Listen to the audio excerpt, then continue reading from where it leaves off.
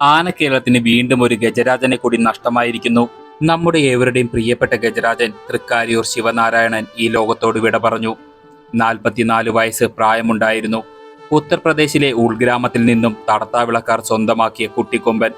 അന്ന് ഇവന്റെ പേര് മോത്തിലാൽ. കേരളക്കരയിൽ എത്തിയ ശേഷവും അവൻ ആ പേരിൽ തന്നെ അറിയപ്പെട്ടു. തടത്താവിളയിൽ നിന്നും വാഴക്കാല സ്വദേശി സ്വന്തമാക്കിയ മോത്തിലാൽ ഏറെ കൈമാറ്റങ്ങളിലൂടെ കോതമംഗലത്തെത്തിച്ചേർന്നു. അതോടെ അവൻ തൃക്കാരിയൂർ ശിവനാരായണനായി മാറി. കോതമംഗലം താലൂക്കിലെ ഏക നാട്ടാന എന്ന ഖ്യാതിയും അവന് സ്വന്തം. നല്ല തടിപ്പണി ആനയായിരുന്ന ശിവനാരായണൻ ആനക്കേരളത്തിലെ പെരുന്തച്ചൻ എന്ന പേരിലാണ് അറിയപ്പെട്ടിരുന്നത്. ഒരു വർഷത്തിലധികമായി പാദരോഗം അലട്ടിയിരുന്ന ശിവനാരായണൻ ഒരു മാസക്കാലമായി എഴുന്നേൽക്കാൻ കൂടി കഴിയാത്ത അവസ്ഥയിലായിരുന്നു. ഭക്ഷണവും വെള്ളവും വരെ കിടന്ന കിടപ്പിൽ കഴിക്കേണ്ട അവസ്ഥ.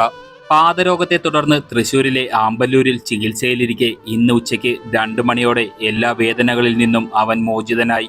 ശിവനാരായണൻ ഈ ലോകത്തോട് എന്നേക്കുമായി വിട പറഞ്ഞു. പോസ്റ്റ്മോർട്ടം നടപടികൾക്ക് ശേഷം കോടനാട് വനത്തിൽ നാളെ സംസ്കരിക്കും.